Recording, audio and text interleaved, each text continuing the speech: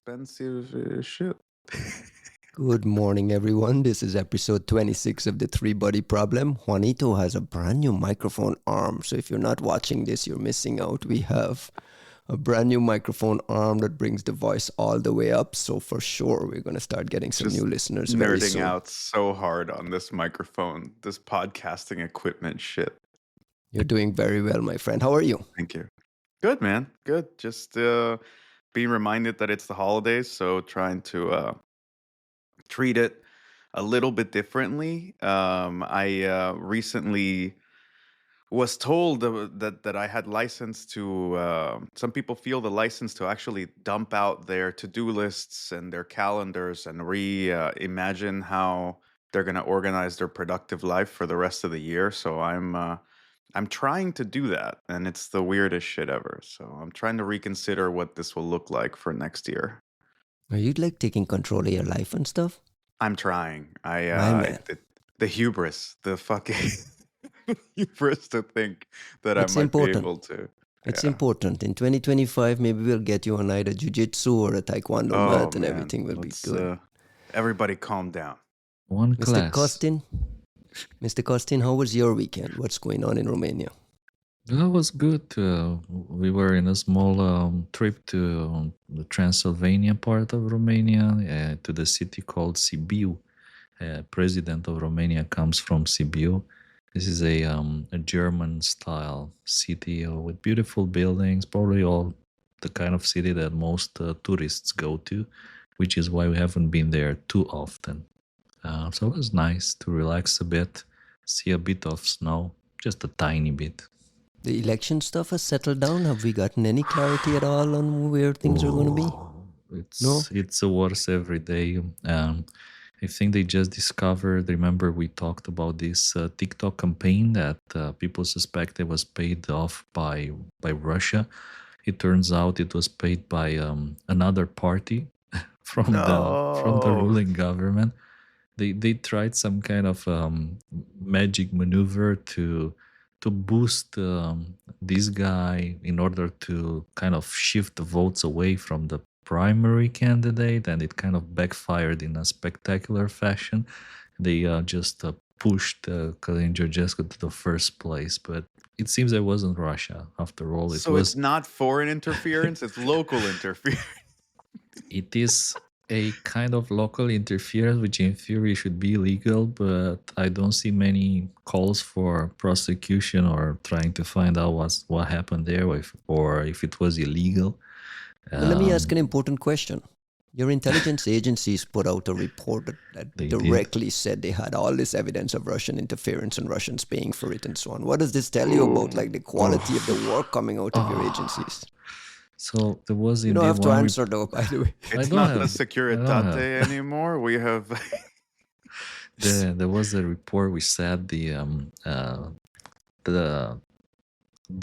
influence campaign, like all this influence campaign, the style was identical to Russia's influence campaign in Ukraine. They said identical, and this was the Ministry of Interior. It's in their report. So now, I don't know, people, let's say, are exploring all possibilities. If the reports were maybe not entirely accurate, or maybe only that one, or maybe only this information, or again, it may very well be that there was still Russian influence, but of a different nature and through different channels. On this podcast, this story has kind of popped up the fragility of democracy. And Juanito, you've taken the stance that sometimes you have to take these firm, hard, anti-democratic stance to save democracy. When the attribution is so wrong and the information is so fluid, right? Like, where does your head go when you start to think about the effects of this and the long-term ramifications? It's, I mean, I don't know. First of all, nobody should be taking me as some kind of democracy scholar. I'm the last fucking person that nobody should take any of the three of us seriously about anything. No, about anything at all. No, but I'm kind of reeling a little bit, just sort of processing the disclosure here. In part because I wanted to like, and I said it in the podcast, right? Like before, I was like, look, man, like if you know someone from the outside is fucking with you, like the idea that you're just gonna walk off a ledge regardless seems kind of ridiculous. At the same time, like what I was waiting to hear was, oh, this is how Kalin Georgescu is somehow involved with these measures and somehow, was party to this. To instead hear that it was some kind of like half-assed attempt to just like if we had like supported like I don't know, some third party candidate in the states just being like, oh, it's only going to split the vote. You're like, a it's fascinating how much more effective these tools seem to be than people give them credit for, right? Like it's like when we talk about uh wormable exploits, right? You never think they're going to be quite as bad as they seem to be, and you don't quite understand just to what extent like the sort of chain of influence kind of plays out. B, this is such a dirtier situation because what do, right? Like now, I was the first one to be like, well, invalidate, redo the elections. Now I'm sitting back, I'm like, well, it it's internal, it's local, it is an influence campaign, but what exactly are we saying is objectionable about it? Like people are not smart enough to maybe not go after what a marketing campaign tells them to do for their presidential election. Like do you fault people for just not being discerning? Is that enough to invalidate an election, or do we just go with some like old what is it, like Ceausescu era fucking This is the week of the yeah, the whole thing is Ceausescu. disappointing.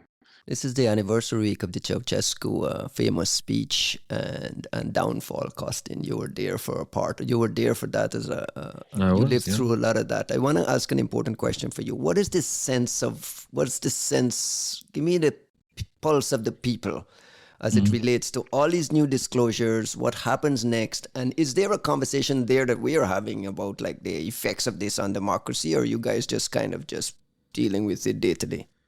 Feels the situation is very unstable, and yeah, there was a lot of talk about the revolution which happened 35 years ago exactly.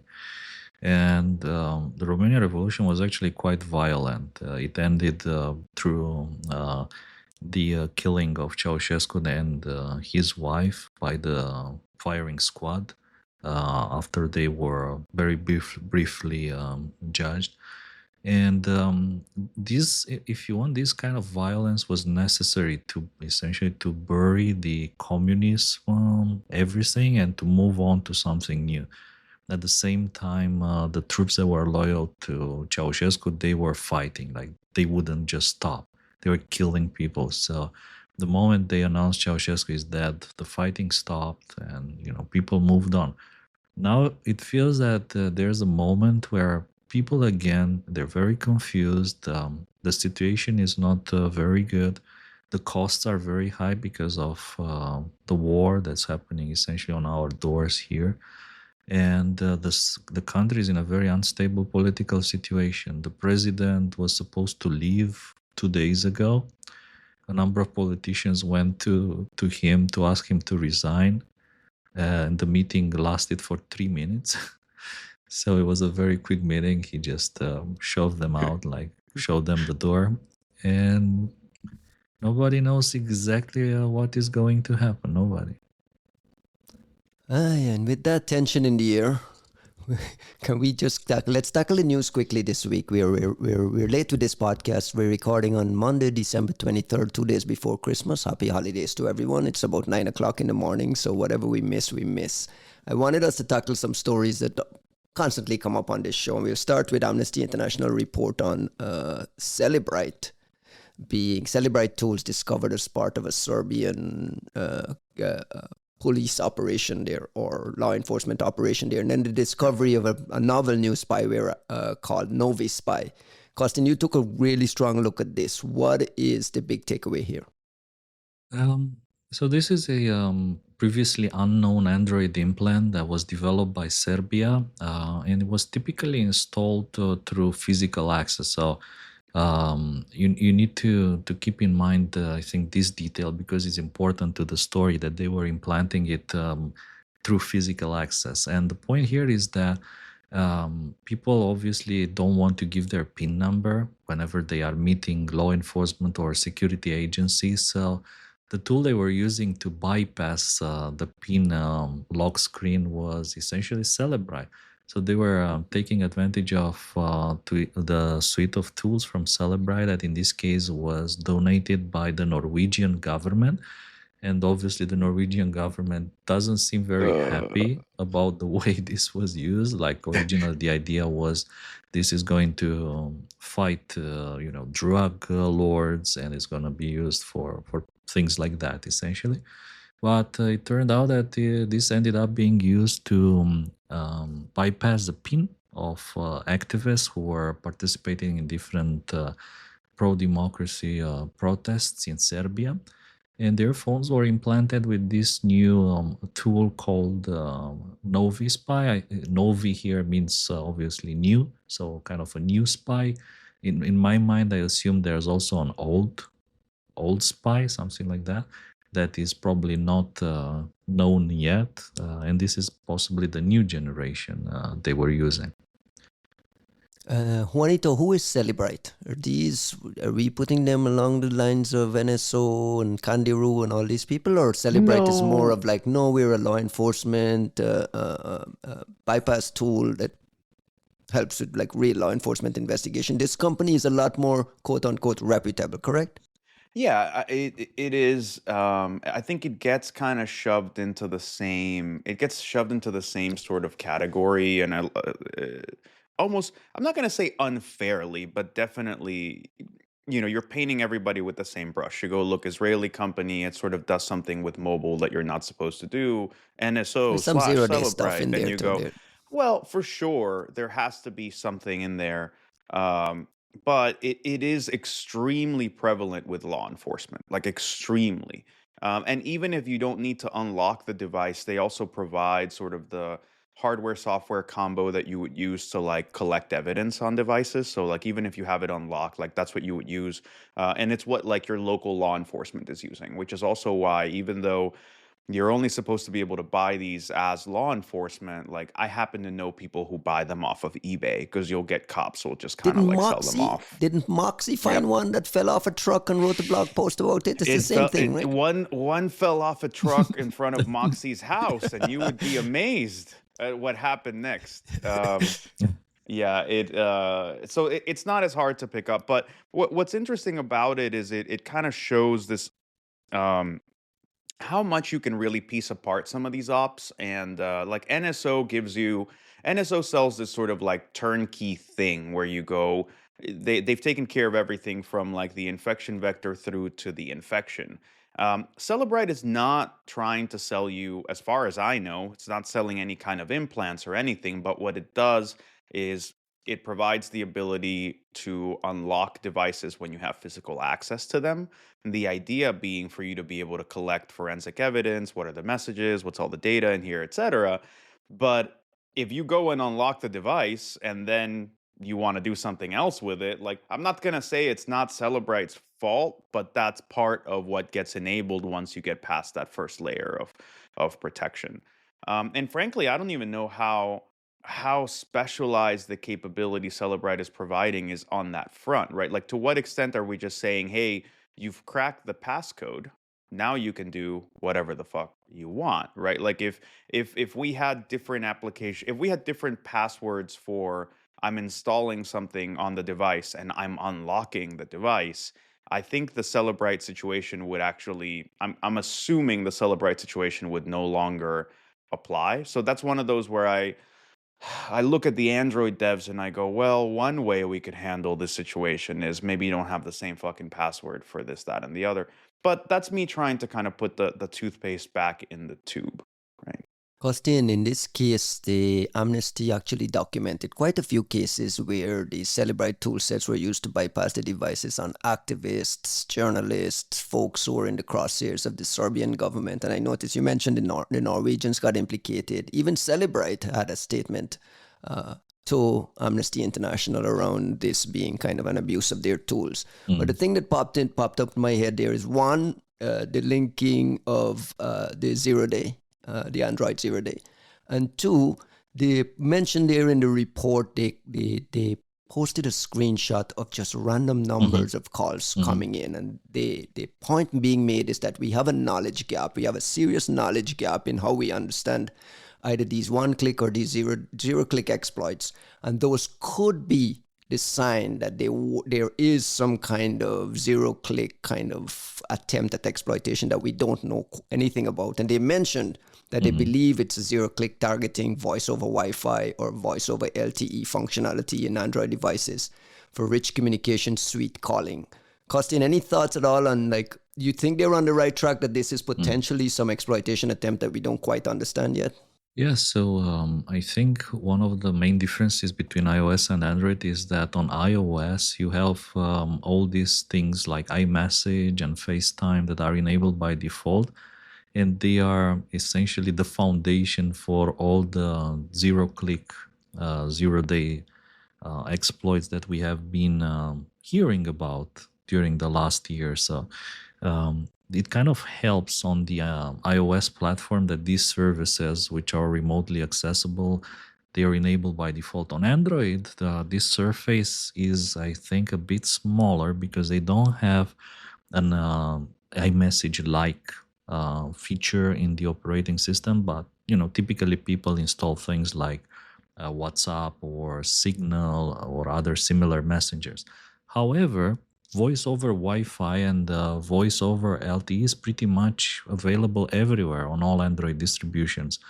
And these modern protocols, which allow, in theory, a more secure way of communication, at least in theory, it's more secure, right? Because for instance, you can connect over Wi-Fi and then someone sniffing the traffic around your house and so on, they will have less information about the call, like the ability to extract information from the call decreases. But it But makes it just adds sense attack surface, right? You're just yeah, kind it of makes adding all sense. kinds of new attack surfaces that we don't quite yet understand. It makes sense to try to exploit these things as well as the baseband. So I think that these are pretty much the top attack vectors on Android phones. And we've seen in the past, baseband exploits being made available by spyware vendors together with Wi-Fi exploits. Voice over Wi-Fi and voice over LTE, I haven't seen personally, but it kind of makes sense. And if you look at the screenshot they pasted, you see that someone is receiving like calls from random-looking numbers. Not These phone aren't, numbers, right? yeah, but they're not your typical phone numbers with a country code. These are just random-looking strings of numbers that look like remote phone numbers. So that's, in my opinion, it's super, super suspicious. There were, I think, attacks over WhatsApp, even including on Bezos' phone, but also other cases which led to the lawsuit between WhatsApp and NSO, when people at night, after midnight, they were receiving WhatsApp video calls from random looking numbers like that. So it could be there's more to this story that isn't discovered yet, or maybe it's not published yet. So I was I just going to guess ask, what Amnesty about could, IOCs? Did yeah, we they get could. any IOCs? Did we get any sort of data here that helps with any sort of hunting? There's of course there's IOCs, pretty good ones. There's 4 hashes, of which 2 of them are on VirusTotal. Those are the samples for the older variant of NoviSpy, and there's a newer variant, which unfortunately, the reason why it's not posted is because it has credentials hard coded in, and with those credentials, someone can actually log in into the CNC Oy. and potentially do nefarious things. That would be a shame if Which, somebody did that. which is why the samples are being held for now. But I hope that as soon as the Serbian government closes that CNC and hopefully they change these credentials or cancel them, the samples will be uploaded to VirusTotal. This Perhaps this is reminds a me, student question. Sorry, go on. Ryan, I was just going to say, you remember Uncon 2020? Correct, of course, Miami. Kristen Del Rosso talked about back in the Lookout days, a Serbian mobile implant. I've been wondering this whole time if it's the Mm, same. If it's the same, mhm. that's why I was wondering about the older samples. But I think I we'll don't think have I to can. catch up with KDR. I don't think I can confirm or deny hearing Yeah. any about that. So I'll just leave it there. Perhaps this is a stupid question. Does Android have a lockdown mode equivalent baked into the operating system where you can kind of flip off some of these attack surfaces? Is that something that is baked in, or is that something you can like proactively do? No, not the Android. If you want to be honest, Android is pretty generic, and it's up to the vendors how to customize it. Samsung, they do, for instance, as a pure random example, they do a bit more, like with the Knox. So they try to improve the security of the phone device, of the smartphone with that. But when it comes to other vendors, and in this case, by the way, for these phones, they weren't necessarily big brands, but I think some of them were lesser known brands.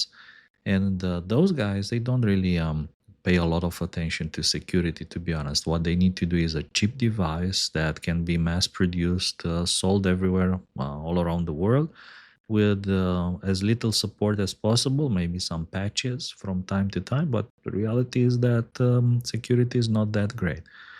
Of course, I think Graphene OS is a good exception here. It It's works. Graphene OS, of course, yeah. Not only it works, but I think it's something that I can highly recommend from my side. I have a bunch of phones running Graphene OS, Google Pixels. It only runs on Google Pixels. So I have several generations of Google Pixels with Graphene OS. I've been playing it with for some time, and I think that if you are people, maybe not always, they don't always realize, but if you are a person of interest, if you go to these protests, if you are, let's say, a leadership figure in these protests, then you need to invest at least a bit into your digital security. So just walking around with a random Android phone that you buy off shelf is not gonna cut it. You need to boost your security. You need to take a couple of measures, or you will end up like this.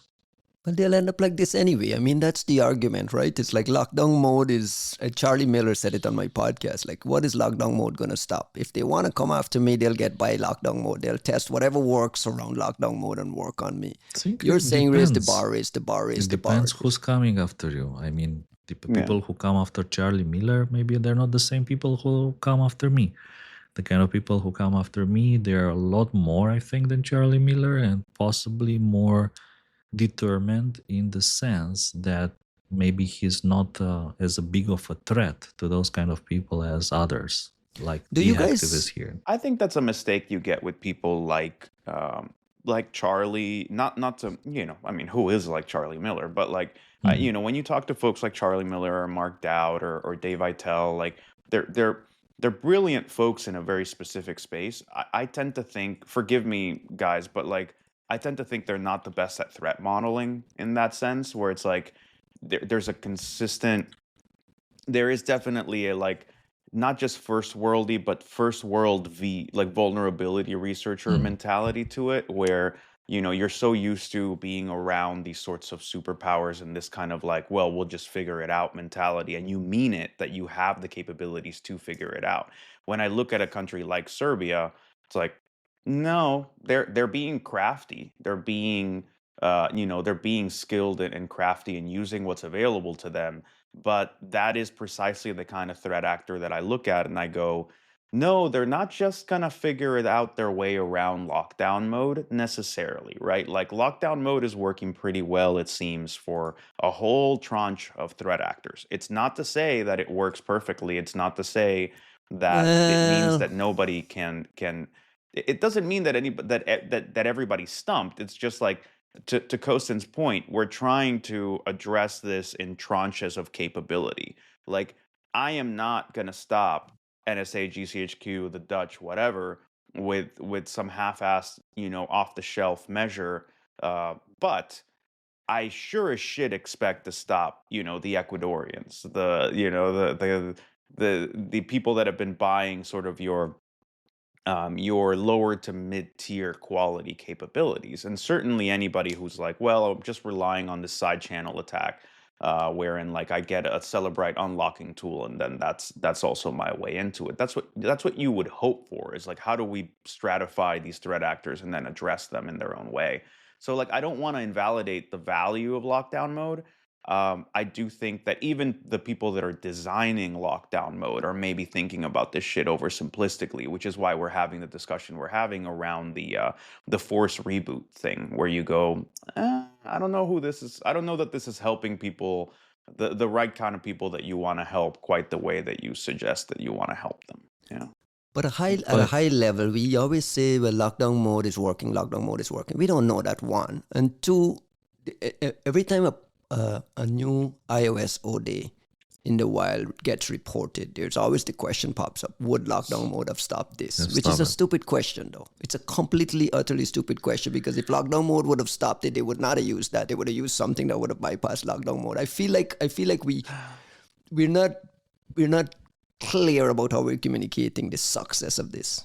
Does that make sense? Well, how can we be clear about it, right? Like, sort of the problem that we're having with this, it takes us back to like one of the motifs of this fucking podcast, through and through, which is that without inspectability, we can't really say what it means for this thing to be successful, right? Like, it's the analogy we keep using of like, Apple has built the best panic room, but there's no lights inside of it, so you don't know what's inside, right? Like, you just know that like it's gonna keep people out, but you don't know who's in there with you. And so in that sense, like, no, I don't know that we know how ultimately effective it is, but we have seen certain situations where we're being told, hey, this one click or zero click was used and it didn't work in lockdown mode. Like, I know that we've discussed these situations in certain circumstances. So it is effective to some degree. And I think the notion that people are just sitting around on on capabilities that will work despite lockdown mode, so you just get to switch between one and the other, I don't know that that's necessarily true, right? Like, we if you look at even the way things have been working with NSO, there is this notion that like the threshold for iOS exploitation is very high. It's not all that easy. They are having a hard time replacing zero clicks and one clicks from time to time. Like, it isn't Says sort who, of the though? I Wild mean, West. where's this narrative coming from? Our heads? Like, we're making this up that they're having a hard time? Who says they're having a hard time? I mean, Like, we I have think no idea what's going on. we've had discussions about them not replacing the O days quite so quickly. We have heard from certain like VR folks who work in iOS exploitation who are like, look, man, this is a 5-chain thing. It's not, it's not that simple, let's just say. And part of, I think one of the things that doesn't get discussed quite as comprehensively when it comes to attack chains is the zero clicks and the zero click exploits um, are really important, because if you think about the tool chain that goes into what NSO is putting out, um, they are not using persistence mechanisms, or they're avoiding persistence mechanisms, because that gets you detected. And the reason that you can do that is because you have this infinitely reliable zero click exploit. So essentially, what you're saying is, normally we think of exploits as the initial infection vector. But in a sense, in an NSO attack chain, or that style of attack chain, the zero click exploit, is also the persistence mechanism.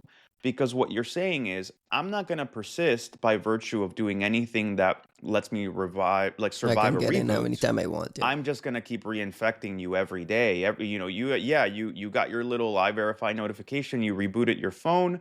We noticed that we don't get a ping from the implant within 45 minutes. Boom! I've just reinfected the device again. So the exploit is the persistence mechanism as well. So when you shut that shit down, or when you burn the exploit, or it no longer works, you have a bigger issue on your hands than you would if when we talk about whatever RCEs or whatever another platforms usually gets the infection there, but then it persists no matter what. So you burn the exploit and the infection persists. Like, there is a big difference here, and I have been wanting to highlight this because I think there's an important corollary to that in everything we talk about with the firewall and like magic appliances and Salt Typhoon shit, where you have a similar change in attack tooling mentality.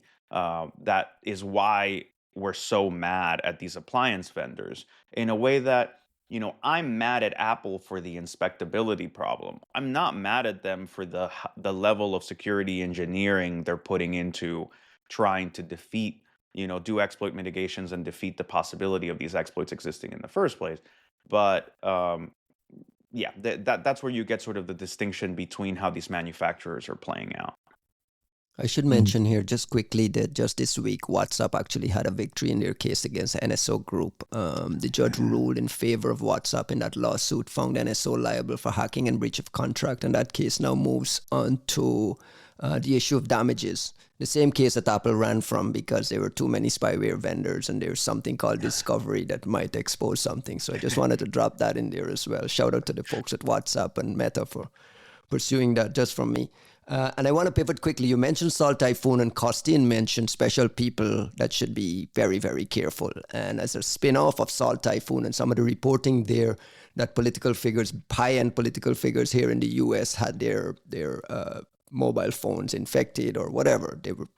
Spying was enabled on their devices.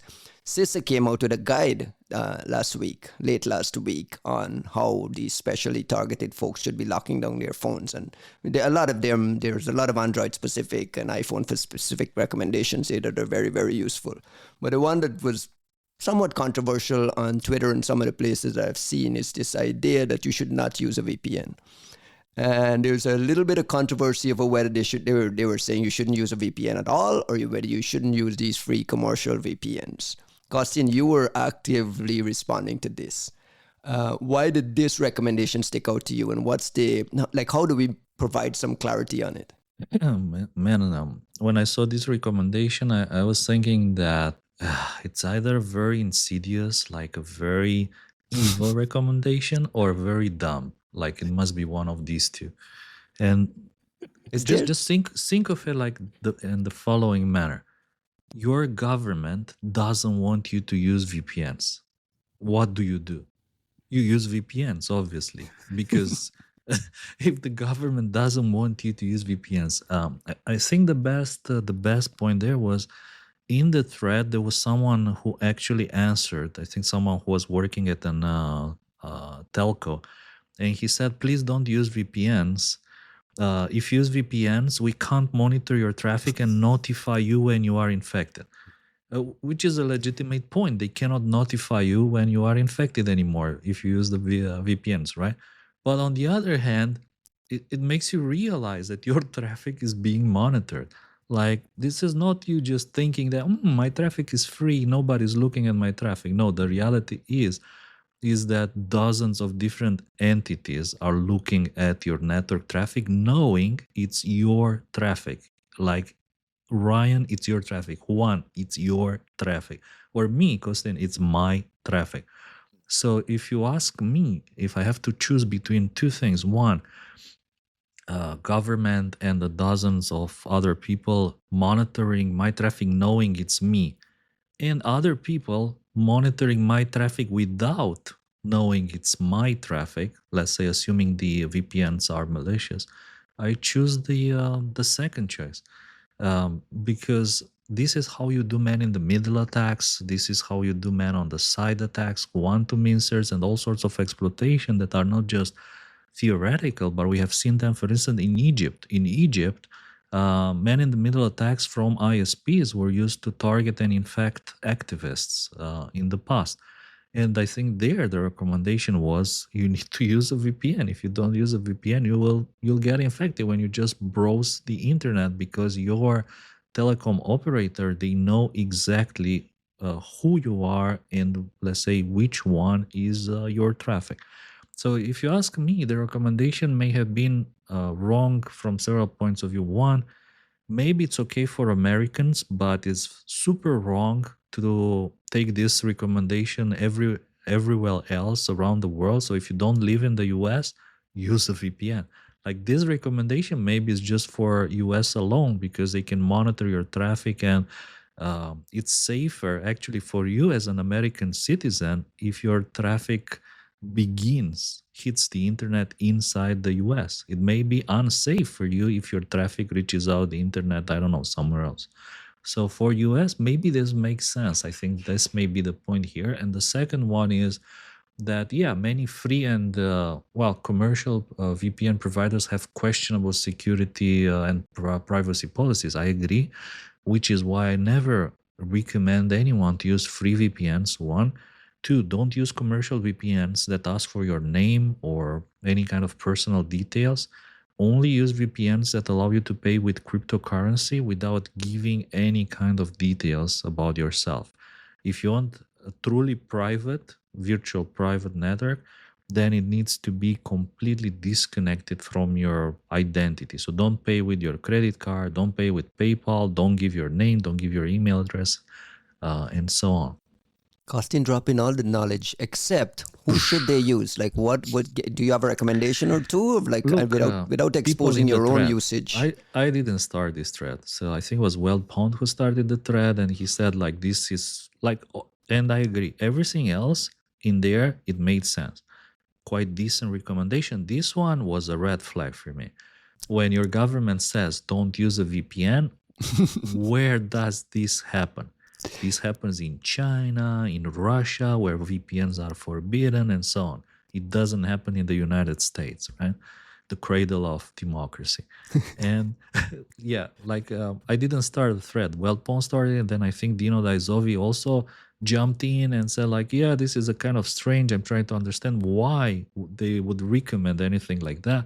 And I think the general idea was, Apple iCloud private relay is fine, but don't use these random VPNs from Serbians Wait, Fucking whoever. from the Serbian. before before I let Mr. America weigh in on why this Wow. is useful and not No. insidious at all. Democracy. I'm kidding, brother. Listen, just quickly, Costin, is there a VPN service you recommend that checks Yeah. off all those boxes? And can you drop the names? No, we don't fact check. I'm sorry, Really. I was getting there.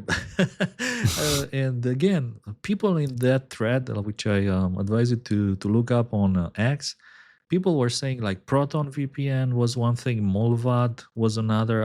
I'm super happy with these two. Like I can happily recommend, especially Molvad, because on Molvad you can sign up with cryptocurrencies without giving anything, Who owns email that address, Molvad thing? anything. Not the U.S. government, hopefully. You see, this is where it goes deeper, right? Like, who owns Molvad? I think it Who doesn't owns matter. Signal? Like, If you these ask are me, it these are doesn't matter. existential questions in this conversation. I think Molvad is owned by a Swedish company, so they're based in Switzerland and in Switzerland. I apologize, in Sweden, right? And I think another important point here is that don't go for any kind of VPN service that is new or just appeared and so on. Like if you ask me, in the past, I know about a lot of cases of law enforcement was trying to get subscriber information from different VPN providers because of my work in this field. And I know there were many different VPNs that gave everything, like your entire IP history, the IP address you used to sign up, the email account, the cryptocurrency wallet that was used to pay for all those things, right? And I know at the same time that everyone in law enforcement was cursing Mulva. They were like, those are bastards. They don't give you anything. Like, they're such a nuisance. So to me, it sounds that if you want to stay fully anonymous, you need to find this kind of nuisance style VPNs. To me, it sounds like they own Molvad. Conspiracy Ryan is on fire. Juanito, give me the opposite viewpoint if one exists. I don't know. So I mean, Costin started this by saying like this is either an evil recommendation or a very Insidious. dumb one. Insidious. Yeah, and I think it's just a very it's CISA. I will default to it's a dumb one. So there you go. That's a screenshot. No, I will default to it being a dumb one, but one of necessity. So I kind of understand where they're coming at it, where it's like, look, if the if the situation is you're an American, right? Like, and Kostin's got a big point here, right? Like you're treating this as if it's all like the same kind of audience. But if you're an American and the choice is my traffic is traversing through AT&T, or it's traversing through the first bullshit VPN that got like sold to me because of like a YouTube ad, I'll stick with AT&T as opposed to the VPN. And like we're not even talking about like open relay, open proxy type VPNs. Like that's a shit show, right? Like that's malicious city. But the truth is that a lot of these VPN providers, commercial VPN providers, are shady as fuck. Even the privacy-minded ones, we've known of VPN providers that were essentially tools of certain states, right? Where you would they were selling or even providing, to whatever capacity the VPN because they wanted certain types of people to jump on there and effectively de-anonymize themselves. Um, I also think it's not as simple a situation, even when we talk about just the ISPs, in the sense that you have this sort of bizarre issue with traffic where we talk about it as if it's like all of your traffic is out there. Well, it's not exactly that, right? Like a lot of the shit that now we have HTTPS most places, right? So a lot of it is properly sort of encrypted to some extent in transit. You do have sort of DNS being kind of the weak point insofar as like being able to very quickly monitor what it is that you're doing. And I wonder, Kosin, to what extent, fine, like my VPN provider doesn't know who I am, but my ISP does. But to what extent, like we've monitored stuff like traffic before and all kinds of like vague telemetry. How much do you really not identify yourself just because, like to what extent can I not know that it's you just because it's not being identified that way? So like if we're talking about like ultra privacy, you go, okay, well, I'm gonna go to DEF CON and like pay for a Calix Institute hotspot with cash and they don't have my name. So the ISP doesn't know who I am. And I'm gonna go to like Mulvad and like send them Bitcoin and like they don't know who I am and like my traffic is sort of transiting in this way. You go, okay, well, they don't necessarily, there's not a clear one-to-one mapping. I am curious, and this is a question maybe for folks like Mac and Danny Adamitis, where you go, to what extent can you just look at this traffic and go, that is Kostin or that is Ryan? And I can think of a few telltale signs, even just from DNS queries, where you go, well, who's actually resolving like the website to our podcast or to your personal blog to a certain extent, right? Um, and then the next question becomes, well, what are we concerned about with this traffic? And it's been an interesting thing to watch sort of the FBI have to do this about face with what they recommend, because what they were recommending was fucking stupid, right? With all the like backdooring of encryption.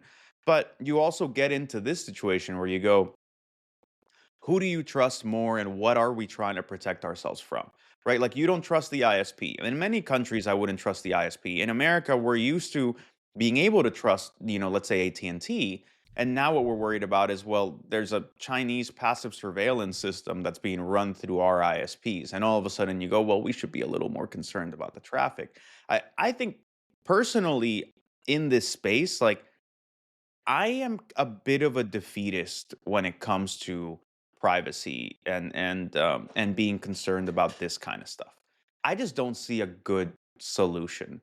Like even if like when we're talking about just VPNing for the sake of like protecting your traffic when we're traveling, right? Let's like so you VPN back to your Just want to house. watch my Netflix show when I'm in London and they geo-fenced it to the US. Well, Like then that's if that's my use case. you tail scale back to your house and then it goes out through the normal ISP stuff. It's still the ISP knows who you are. The traffic is equally monitorable and attributable as when you're home. But as far as the hotel Wi-Fi goes and the ISP in Serbia and your Netflix goes, you're coming out of your house. So like it's a protection on that last bit of tubing between like you being like you traveling and where your traffic's coming out of, but it's equally vulnerable to when you're home, right? Like this is a thing that we need to approach in tranches, and we need to approach like essentially trying to decide who you're protecting yourself from. But there is no set of generic recommendations that's protecting you from everyone or anyone in this particular case. And yeah, I'm a bit of a defeatist with this one. Like, I'm not even entirely certain who these recommendations are for. Like, on the part of CISA, like, who is this for? Is this for like JD Vance and Trump to protect themselves? You know, like, who the fuck is Yes, who that I is mean, supposed to benefit from this? those were the special folks who were believed they could have been targeted by, like, if your threat model is this all typhoon adversary, these are your recommendations. And the idea is, and it's not a terrible recommendation, free and commercial VPN providers have questionable security and privacy policies. We all completely agree with that. Two, I mean, conspiracy, Ryan, again, I mean, it sounds like a broken record, but if I'm a nation state and I want to track things, where do I go? I compromise all these VPN providers and own them anyway. I mean, it's like there's a You just false buy them sense of yourself. security we get, or you buy them yourself, right? Costin, one I thing, think you. go, go, Sorry, go. I just wanted to say, like, in this case, my objection to the recommendations is really, I think this is a situation where the people you are supposed to be helping are more likely to lower their security posture by following your recommendation than they are to improve it, right? Like it's not that I believe in the wonderful world of ISPs, but clearly we're in a pretty fucked up place when it's easier to tell people to go use shady commercial VPNs rather than fucking telling a billion-dollar telco to get its shit together. I mean, that's pretty fascinating in and of itself. I think that's an amazing admission of failure on the part of CISA and any kind of government, you know, regulation or attempt to handle these corporations, right? Like this is fucking crazy. It's crazy that we can't improve our ISP posture in the US of all places, and you're recommending VPNs. Um, I actually saw a note from a Coinbase engineer that says anyone using VPN to connect into their trading platform is automatically kind of segmented into a suspicious corner as well. So like, and that's in a place where you're promising people anonymity with their magic money and their magic money trades and so on. So that's even a weirder world. yeah. But we moved as a security community from everyone use a VPN to be careful with what VPN you're using and make sure you're right. you're filtering your VPN, and have now Costin comes up with a list: Bitcoin, magic money payment, don't tie it to my own identity. Two, don't use any VPNs at all. Like, what is the lasting recommendation for folks? I mean, it depends on your threat model. Is that the answer? Well, what are you trying to do, right? Like what are we protecting ourselves from? I think when you bring up the Coinbase thing, like that is a more manageable situation. One where the recommendations we're providing here are not necessarily that good or that useful, because the concern with the cryptocurrency space is seeing a VPN is not necessarily a privacy thing. It's like it very well could be an attempt by somebody to hijack your account. And Correct. It's a considering that, cybercrime. It's a cybercrime yeah, mitigation. and you know, in this particular case, it's a big issue because half of the MFA concerns are coming with like SIM swapping, right? Another way that the ISPs are failing us in the United States. How many lawsuits are being settled out of court where somebody with a bunch of magic money gets their shit stolen over, you know, somebody SIM swapping them, even though they had two-factor, even though blah blah blah, and they lose $200,000, and they go to T-Mobile or AT&T or Sprint or whomever, and they go, "Hey, what the fuck, guys? Like, I did everything I was supposed to do, and you guys kind of screwed me over." So I don't blame Coinbase or whomever for being particularly wary of VPNs and particularly wary of anything that makes it look like you're uh, not coming from where you're supposed to come from. So at that point, you go, okay, well, what is the recommendation, right? Because the problem with this is trying to provide generic recommendations for everybody And you in can't. a way. And that's what happened. Like, I think about the Tor project changing its guidelines. I think about this all the time. Um, Back in the day, Tor was particularly useful when it came to like quote unquote anonymity, and the notion that if you were in a difficult, you know, if you were in a country that was doing a lot of persecution, then being on Tor was a way to kind of hide your traffic in an interesting way. Then they changed their guidelines to essentially suggests that this was about, dissidents, and in order to protect people who were trying to fly in the face of the state. And all of a sudden, you effectively took, just by virtue of changing that stance, you effectively changed and neutered the usefulness of Tor in places where people are being persecuted, because now it didn't matter if your traffic was anonymized. If you're using Tor, you are a shady motherfucker in this country, right? You are effectively a dissident, and it doesn't matter what you're using it for. It's a flag that you're someone suspicious. Right. And it's funny how quickly and how easily we can be self-defeating by virtue of calling a duck a duck. Sometimes it's nicer to be nuanced and say, well, this is a tool for anybody who wants privacy. And you go, well, that privacy could be used to undermine the state. They go, well, that's not what this tool is for. Some people just want to protect their magic money. The minute you say, no, this is a tool for dissidents, you go, okay, cool. I don't give a fuck what you're using it for. If you have this tool, I'm going to throw you in jail. And you go, all right, like, tough. Costin, close the loop quickly. The two other CISA specific recommendations for iPhone users mentions this Apple iCloud private relay that does this forces encrypted DNS from Cloudflare and Google and Quad9 and some of these other companies. Is that something we are actively looking to do? What's the word on what is this Apple private cloud relay and what's the benefit? So I think there's no reason not to have it enabled. I have it enabled on my devices all the time, and I think there were some cases when something wasn't working because of iCloud Private Relay, and in another case, the relay itself didn't work because it was being blocked at ISP level. But again, this is a solution which only benefits Safari users, so it's like some kind of, let's Three say, people that use Safari. limited benefits for people. But I want to say that actually I put together a guide some time ago on how to stay safe from Pegasus, NSO, 0-day, zero-click chains, and so on. And you can find those recommendations on my Medium page together with my recommendations on how to choose a VPN for your mobile So phone. we have a link. We have a link, absolutely. We have a link. Motherfucker has a medium? You have a medium? I have a Medium with What some the fuck? When did that happen? silly recommendations and yeah. Is this a new Wow. thing? I've never heard of Oh, this yeah, medium yeah. before. It's the fuck, man. He's getting So fancy. not new. You're holding out I on think us. I started it maybe a few years ago, 2 years ago, 3 years. My recommendation is from 2022, but I updated it recently with lockdown mode. So yeah, you can find it on my Medium page, which is There's a dark reading article as well, right? Costin.Raiu. There is a dark reading which is a bit outdated, Nice. so that's why I recommend the Medium version instead. What's the medium domain It's again? I just talked over you. medium.com/@costin.raiu, my name.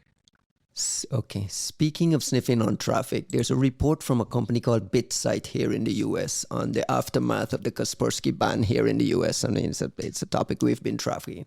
They're saying by observing connections between global IP addresses and Kaspersky update servers, they found that global usage of Kaspersky has decreased since the ban.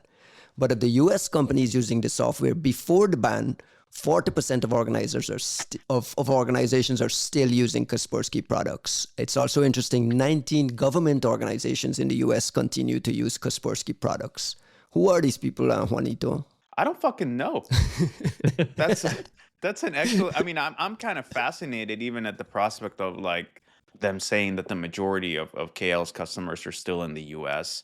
And I'm curious about that just because of like the research methodology, right? Like this makes some assumptions about the KL update servers, right? Like you're telling me that they use the same update servers for everybody on Earth, and then you look at the percentage of that is in the US, and you go, well, the majority of their customers in the US. I go, well, are they using the same update servers for everybody, right? Like that doesn't sound right to me. I happen to know that there are more, and it's not just the US ones, but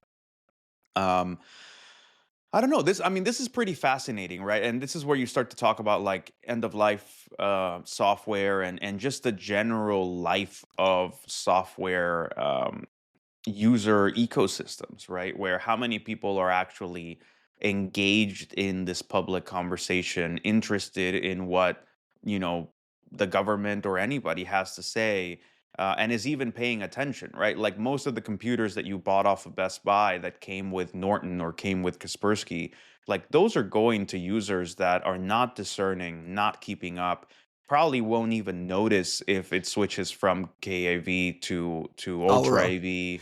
They're not gonna fucking, yeah, they're not gonna notice at all, right? Like, so it's always very interesting to see indications of the reality of what the software sale and life ecosystem actually is versus what we think it should be, where people are so engaged and making active decisions about what they have and what they run. Like this shit just doesn't work that way. Costin?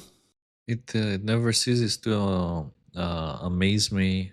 How is this not illegal? I don't understand. Like by observing connections between global IP addresses and Kaspersky servers, including 19 government organizations in the US.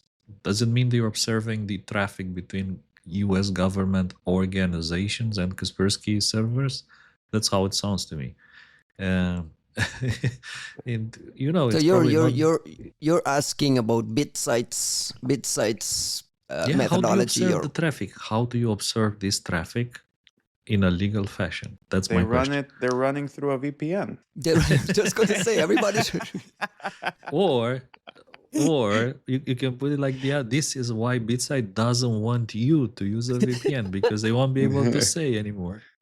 This All is. right? I mean, this sounds to me like they're analyzing net flow. I don't Mm, know who they're getting the net flow from, correct. and it's part of why I look at the methodology kind of like askew, because knowing who some of the net flow providers are and what their visibility looks like, I would treat this with 2 tablespoons of salt, just by virtue of what the completeness and the breadth of the telemetry itself actually is. I wouldn't even be surprised if the some of that percentage of how many users are doing whatever, how many users are actually from the US, if that were partially skewed by the nature of the visibility provider in the first place. That kind of shit happens all the time. And I mean, I think this is funny, right? Like I've worked with former like NSA people, and it's so funny to see how they used to try treat like augury or team Cumry's shit. Um, and you'd get people who just walked out of the fort and they'd go use augury and they would treat it with the same like level of faith and fidelity that they would the systems they used to use inside of the fort. And you go, this is a bit of net flow coming from like a bunch of stub networks and like smaller bits and pieces.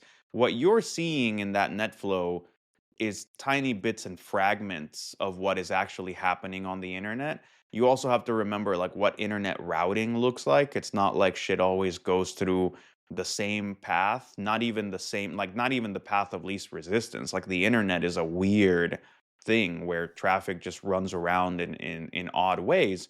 So that's my long-winded way of saying that if this is based on net flow, likely commercial net flow, I would I think it's interesting set of observations, but I wouldn't treat it with like I would not take their conclusions as gospel, particularly in how many users and what locations and whatever, without understanding the nature of the visibility itself, because I think that is massively going to skew how much you can actually see.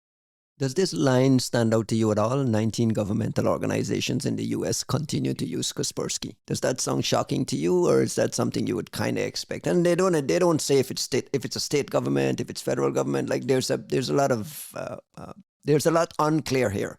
But the question is, what's the level of confidence that the US government or .gov networks here in the US could put, like, rip this thing out completely? I mean, who's using it? Like, this is too vague, and like, this is too like when you talk about a government organization using Kaspersky, I'm expecting you to tell me that it's like when you talk about an organization using a tool, that to me says I have a contract and there's 4,000 computers all using the same solution. If you're looking at traffic and you're telling me that one person brought their Best Buy laptop that they bought 10 years ago and it has Kaspersky installed, so there's traffic coming out of the Department of Transportation in the US to like Kaspersky servers, but it's one fucking box that someone like brought their own device to work type situation. Those are two very different conclusions. They're very inconsequential, if you ask me. Like, even if you think of Kaspersky as the most nefarious organization on earth, this would be the same as us saying, like, hey, uh, all of the FSB is infected with gumdrop because we saw, or like, what was it? The Costin, what's the Turla built by geniuses, used by morons? Like, what was the, is it what was Gumbler, you the mean Gumbler? Gumbler. God damn it, I Hmm? always forget. So, like for us saying that the entire FSB is infected by Gumblar because there's some Gumblar traffic coming out of one of their anonymization networks is just not a well substantiated enough claim. And that's what I'm wondering about here because if it is that like US government orgs or like local governments have entire contracts with KL. That would be very interesting. But if it's like, oh, they bought 5 computers back when Best Buy used to package Kaspersky with those laptops, you're like, meh, what is this claim? Like, what does it matter? The next Kaspersky is going to be TP-Link. TP-Link is this router manufacturer. They make Soho router manufacturers. The U.S. government has apparently launched a national security investigations into TP-Link. It's China founded. And the surprising thing for me is how well entrenched TP-Link devices are here in the U.S. It's like the dominant Soho router here in the US. And the idea is that a ban is coming because people are not entirely happy with the Chinese ownership connections. I read some pretty detailed reporting in, I believe it was the Washington Post, about ownership, like doing the rounds and trying to move the company, having corporate headquarters here in the US, trying to figure out their corporate structure. I bring all of this up because Rob Joyce, the former head of the NSA, well, not former head of the NSA, Rob Joyce says, U.S. government moving on China-associated TP-Link is another concern in our cyber supply chain. Growing to dominate the residential Wi-Fi and router market, they are seen as vulnerable and a tool used in hacks, similar to advisories on Huawei and Kaspersky. Move away. What do we know about TP-Link, and have they been implicated in any sort of ODA shenanigans that we know of? It's not whether they're implicated or not. It's just the quality of their software is complete garbage. So, but look, this is a situation that I find again like actually really similar to the VPN CISA guidance stuff. It's like I don't fundamentally disagree with the idea of moving away from shitty hardware and software from China that is effectively like hardware dumping. And you could make the same arguments for like webcams and a bunch of other crap that like we buy from China, but in particular with Soho routers, this very much applies where it's like cheap shitty solutions essentially are the only thing that exists on the market. It's just cheap shitty solutions. But my question is like and move to To what? what?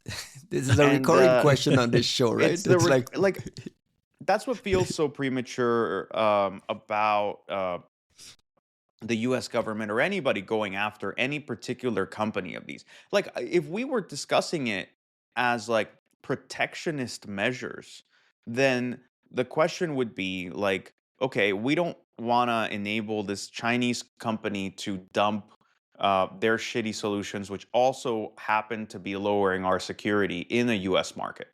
And protectionist measures, which is usually where you come into things like tariffs, right? Like you want to stop like steel dumping from other countries. The whole point is that you're protecting a local um, market, a local manufacturing process that you don't want to die because of virtue of some external party providing something so cheap that it's going to crater that market. When it comes to these routers, I'm like, well, who the fuck are you protecting? Like, what is the American solution, or what even, forget American, what is the secure solution that people can still buy for a reasonable amount of money and it comes out like relatively well configured out the box, and you go, okay, this is like the safer thing. And this isn't where we like go into conversations about Proxmox or you Here we know go. what, no, or like Ubiquity or any of that shit, because that's not what we're talking about here, right? Like those are expensive, relatively expensive solutions that require a lot of high-end configuration. So that's not a replacement to a Soho router. I would also argue, in a world where we do have that available in the United States, I mean, fuck banning the companies. You need to go after the ISPs that sell you these things. Like half of these shitty routers come because they were provided to me by whatever ISP I'm contracting with. So the point here isn't to like force consumers to figure something out. It's you need to force the people that are providing these things in the first place.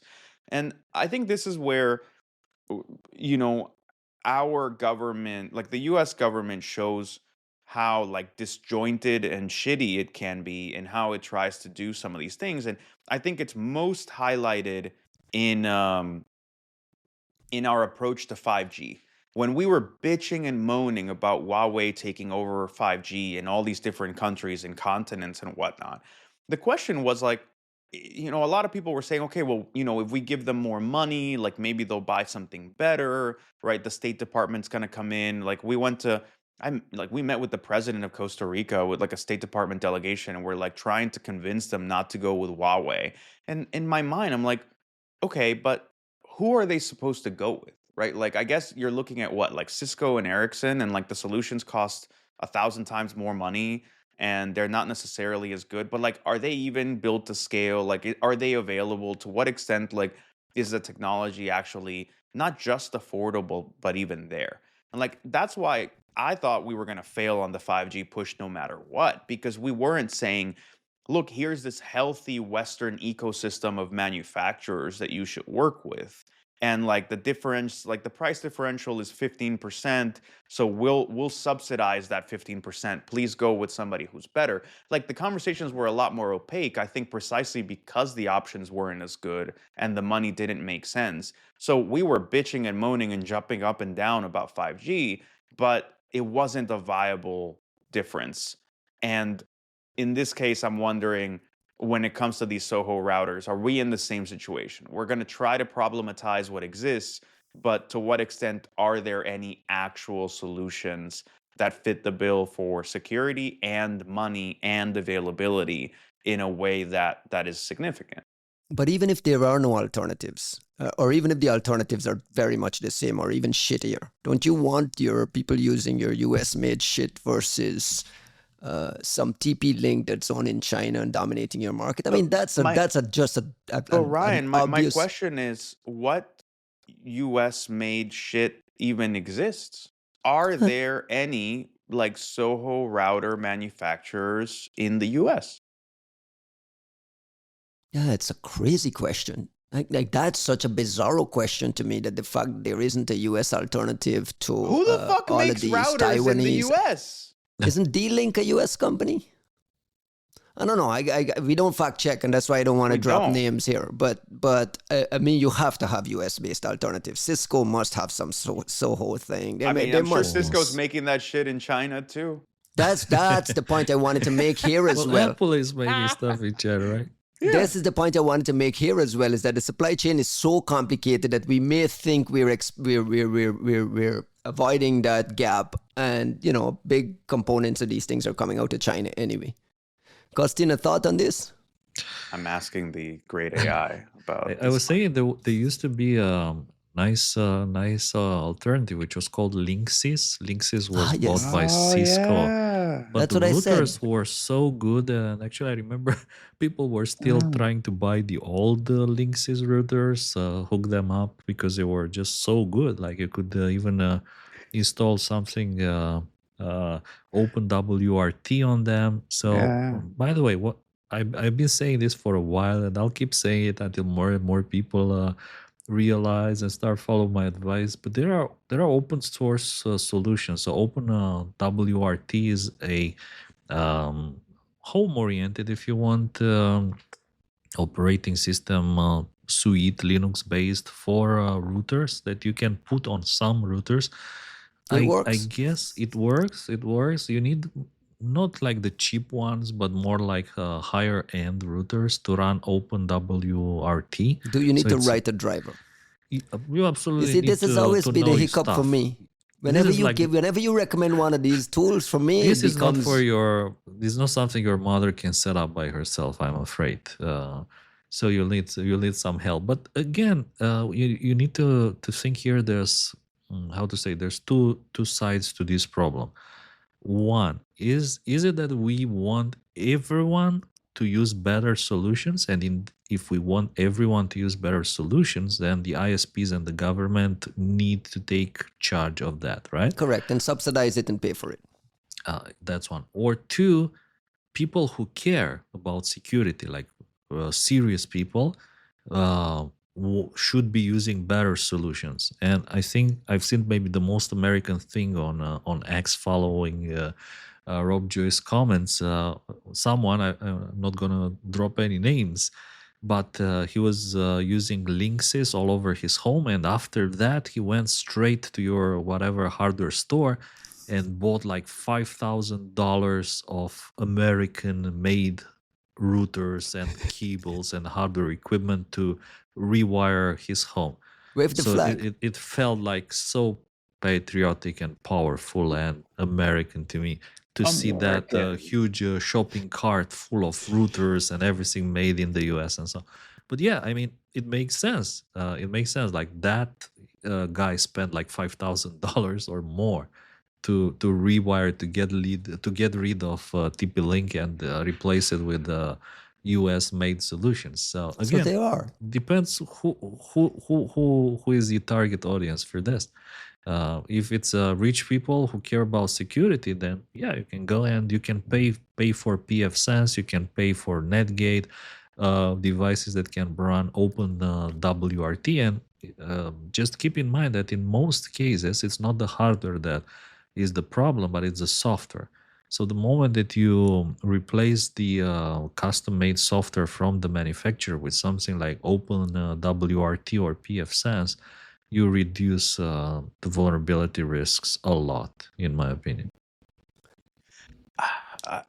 This is an area where I really want to see us like playing a little smarter. Who's us? The West in general, like the West in general, because even like with with discussions of We're laughing. like We're laughing because Costin is showing he's showing something on screen. You have to look at the YouTube video to get it. But go ahead. I think even with discussions of Huawei and like GCHQ, sort of the NCSC doing their review of like Huawei software, like we can substantiate a lot about why we think that people shouldn't be using certain solutions and why we think they're insecure and whatnot. But I'm amazed at the lack of market insight that goes into these conversations, right? Like, in part, I think the government organizations that bring out these recommendations, they tend to, I guess, duck out of this discussion because they think it's a matter of like vendor favoritism, which has always been a weird issue that like CISA has always tried to sidestep. But in general, right, like you don't want government organizations basically driving business at specific companies. Like that seems kind of shady. But what that has turned into is almost a self-defeating naivete of the power of the quote unquote market, where you tell people do not use this, but then you don't tell them what they should be using. You're always, like even with this TP Link thing, it's like someone well meaning who has the money, maybe is not an expert, but like here's this guidance from the government. They go, okay, yeah, fuck TP Link. I'm going to walk out and buy Linksys. You're like, no, like, I'm going to walk out and buy D-Link. No. And you go like, well, Cisco, like, yeah, but maybe, but they're built in China too, right? Like, you get into these situations where you're like, what exactly am I supposed to be doing?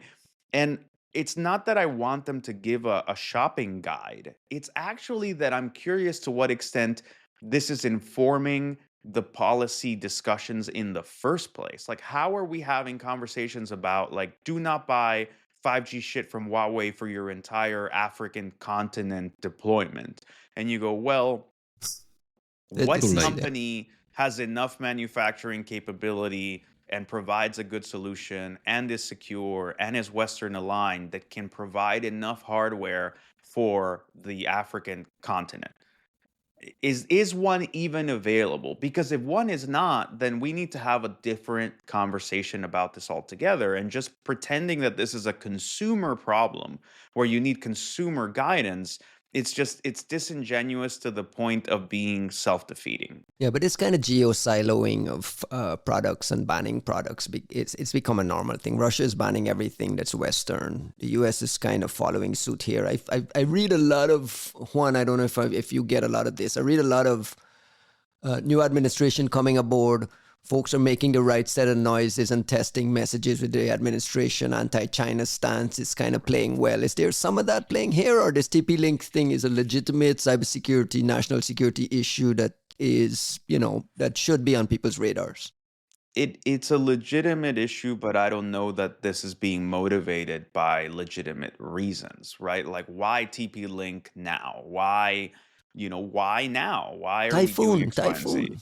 Yeah, the Typhoons, the Typhoons are fucking Cisco appliances. I don't know that we need TP-Link involved in the middle of any of this. Like TP-Link, I'm sure, is a factor in the orb networks that are being used by Volt and some of these other ones, but so are a bunch of other Soho manufacturers. So are a bunch of other things like cameras Right, that but isn't that have, you whataboutism know, though? I mean, like if you're made in China and China is an adversary and these companies are beholden to the Chinese government for reporting bugs and all that ecosystem there, why are we pursuing this whataboutism? Like, why don't we it's just it's say, not it's not whataboutism. I just want an end-to-end solution. Like I think in many ways it's easy to weaken your stance and the government only has so many tools.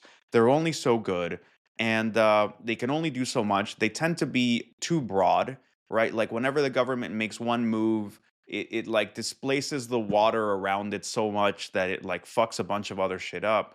But you only have so many tools.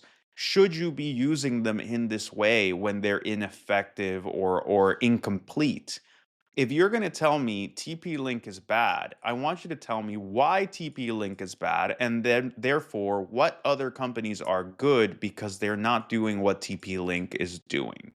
And if the whole point is, well, they're made in China, then we have a big problem that has nothing to do with TP-Link. And if you're gonna, you look, how often are people gonna buy routers? If you're gonna use the only arrow in your quiver, which is I'm going to be able to convince people one time to change their hardware, then use that fucking arrow wisely and get people over to a different solution that's actually worthwhile. Don't just fuck with, you know, the cheapest manufacturer who happens to be everywhere, but then move people to what?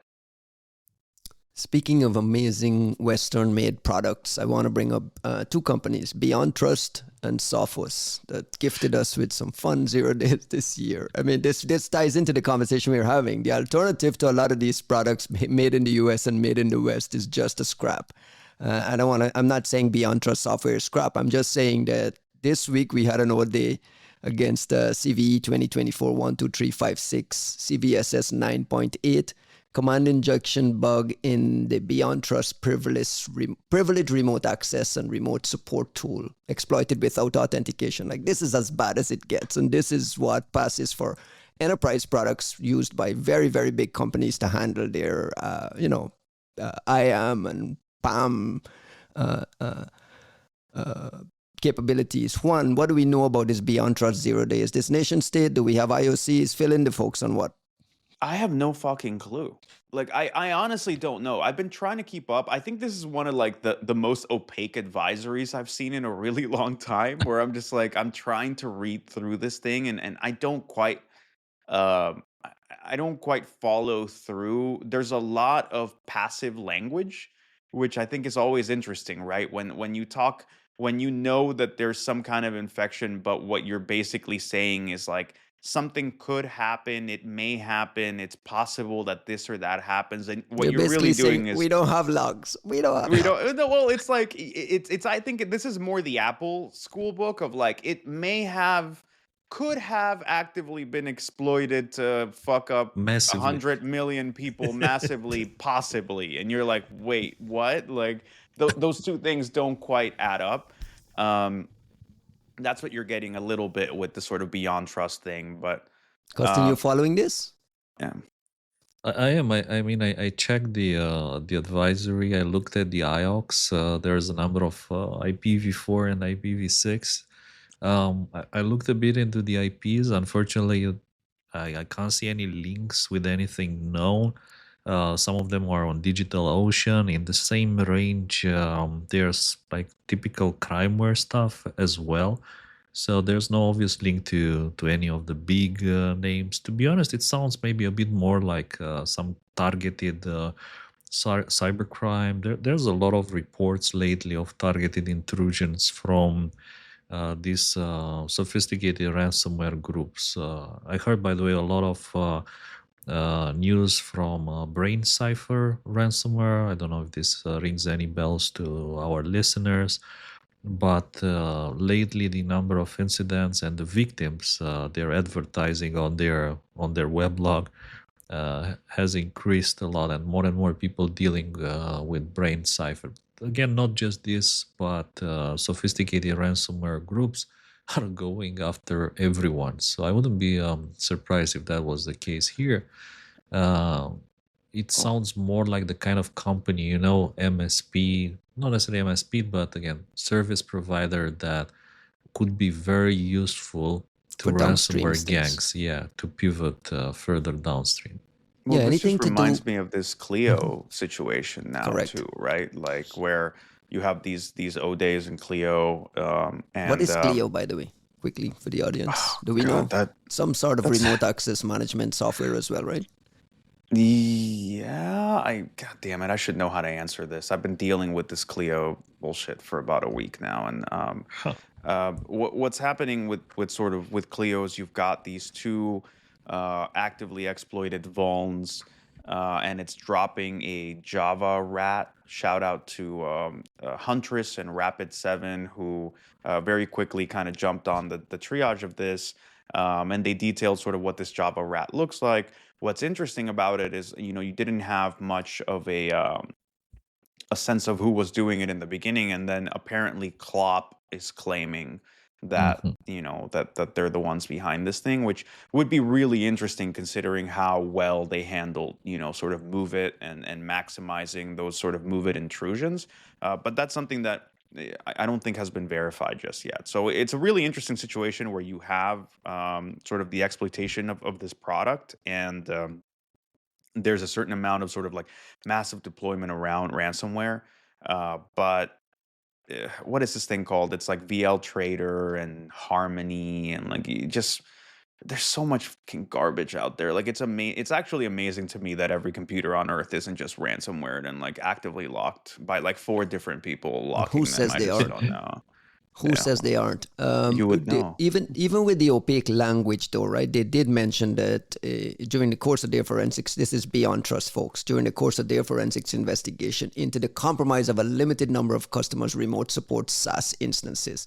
So, I mean, and whenever you hear about privileged access management software being compromised, and in this kind of thing, you immediately think about downstream implications and some supply chain problems here. Costin, you wanted to say something quickly?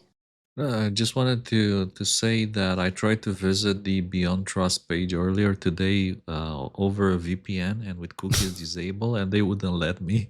They think I'm a shady person because I have cookies disabled. So I was just saying, like, come on, if you care about people's security, that's not right. You need to allow people to read your security advisories with cookie disabled. I mean, come on. We also have a Sophos, I just mentioned Sophos CVSS 9.8 in a firewall product, remote unauthenticated threat actors to perform SQL injection, remote code execution, SSH access to devices. I mean, this again is as bad as it gets. Sophos has been in the news. We've known these firewall bugs have been like a target of Chinese folks in the past, maybe some ransomware folks as well. Anything to add to what we got out of Sophos here? What do you make of the disclosure? Do we have enough information to go? I can't speak to the Sophos thing. You posted that at the last minute. I haven't even looked Costin? at it. Um, I haven't seen anything that would really pique my interest. To be honest, there were a lot of stories, so many different cool, super cool stories this weekend. To be honest, this didn't seem like something that has been exploited in the wild. And please correct me if I'm mistaken here. So I didn't find a lot of interesting threads to pull All right. for the Let's move Sofa on. Zero Let's Days move thread. on to the more interesting story. The Chinese All says they've right, caught U.S. intelligence doing corporate espionage. in two So when cases, in two cases, wow. two incidents dating back to August 2024, Advanced Material Design and Research Institution was targeted by U.S. intelligence in a suspected cyber attack, and another incident dating back to May 2023. Another major Chinese high-tech company in the smart and digital information sector became the target of a suspected cyber attack by U.S. intelligence agencies. This is out of the Chinese CERT. What are we to make of this? There are no IOCs. Juanito, fill me in on what this means. I don't know what this fucking means. I think it's hilarious, to be honest with you, right? Like Well, let me ask the question. Let me ask the question it- here. Let me ask the blunt conspiracy theory question. Does the U.S. intelligence agencies do any sort of cyber attack for economic espionage or for any sort of theft of commercial data? we are told that they do not. That's what we are told, and look, I don't want to sound naive, right? Like I don't know that they do or they don't. I haven't personally seen them doing that. That said, um, I think it's particularly hard to um, really make out what it is. Like when you're in there stealing data, unless somebody has come in to essentially try to steal something very specific, the notion of how and why it's being done and um, what the actual purported use of this operation is not abundantly clear. That said, I see, without having specifics about this, like what we've seen before with these sorts of complaints for the Chinese is like, you hacked the university. And I'm like, yeah, it's a university that's been doing like research for, Legitimate you know, target, right? weapons, right? Like Mm. stuff like that. So in that particular case, I look at the sort of bitching from the Chinese, and it tends to be attempting to substantiate a certain amount of like whataboutism of like, well, you say that we steal intellectual property. You steal intellectual property. Look at these two cases, and we're like, we've documented you motherfuckers stealing like fucking petabytes worth of intellectual property, So you're and worse than we actually are. no, no, no. It's not you're worse than we are. You are trying to pick at two straws that you are not substantiating at all and saying this is what the US does to us. And we go, we have mountains of cases of the Chinese doing Substantiated with this that are documentation, with right. properly substantiated. And more importantly, we see an ecosystem in China that is built around taking that stolen intellectual property and leveraging it and using it in economic matters. It is supposed to replace Chinese R&D spend completely so that they can then subsequently use their manufacturing capabilities in order to like do dumping in the United States and blah blah blah blah blah. So like this is pretty hilarious in the sense of it is an attempt, in my view, it's a pretty transparent attempt to say the US does the same thing we do by pointing at, even if this were the case, which I'm not sure that it is, but even if it were the case that you're saying, hey, there's some US corporate espionage. I don't know what threat actor, I don't know what the target is, I don't know what they've stolen, I don't know what you're saying, but even if you told me that these two cases are actually true, it still does not put a dent on the side of what the Chinese have been doing since like Byzantine reign, right? Like this has been around for fucking ever. I don't understand what the point is. Costin, what is the point? I Why is he? I remember what Michael Hayden was saying back in Yes. the days, right? Yeah. You are stealing stuff to get rich. We are stealing stuff to keep For our freedom. people free, For right? freedom. Is that an accurate Uh, assessment of things, though, at a very, very high level? I mean, like breaking into a Huawei and stealing some blueprint for points to figure out how to break into an ICS thing at a legitimate target in Iran. Like, I mean, is that what we're talking about here? Or are we talking I about guess. passing Huawei plans to Cisco, which is a completely different thing, right? I don't think that happens. I don't think they would be stealing Huawei secrets just to um, give them to an US company to build a cheaper version of it. I don't think that's the case. What attracted my attention, by the way, was they say that the attackers exploited a vulnerability in an electronic document security management system to infiltrate the company's software upgrade management server. And through the software upgrade service, they delivered Trojans to more than 270 of the company's computers. Doesn't sound So like the there's a US at supply all. chain. Yeah, it does. Well, doesn't sound like US. I've seen, on the contrary, I've seen the Chinese do this in the past, and there was a pretty cool presentation about it at HitCon, I think. Right. Uh, yeah, this When this you is say interesting. doesn't It's sound Should like supply the we chain attack. US, when you should we guys be both immediately, discussing the Chinese's ability, like inability to tell what's actually US espionage and not? Like It, I think that's fucking yeah, funnier. it happens. Listen, I've seen Chinese threat intel companies publishing about Chinese threat actors in the past, and everyone was confused. The same way people have seen, Euro-Russian companies publishing about Russian APTs, and U.S. companies publishing about U.S. APTs. So it happens. It happens from time to time. But I thought that was interesting. Would be nice to have some IOCs. And to me, the most interesting part would be, how do they know it was U.S. intelligence agencies? It it sounds more to me like this kind of articles that they are dropping from time to time is to fill the quota of exposing U.S. intelligence attacks. Like, we need to expose 2 attacks this quarter. Okay, let's publish a story where we expose 2 of them. and this But is at the not an same expose time, because this is not an expose yeah, that's because no there's a lot IOX. missing, right? Exactly. And not only that, but in the past we have seen Chinese red intel companies silently deleting blogs in which they were saying certain things, right? For one reason or the other. Maybe it was a mistake. Maybe it wasn't supposed to be published. One thing I want to say here, and I think it's important to all these Chinese red intel publications, which is that they for sure have goodies.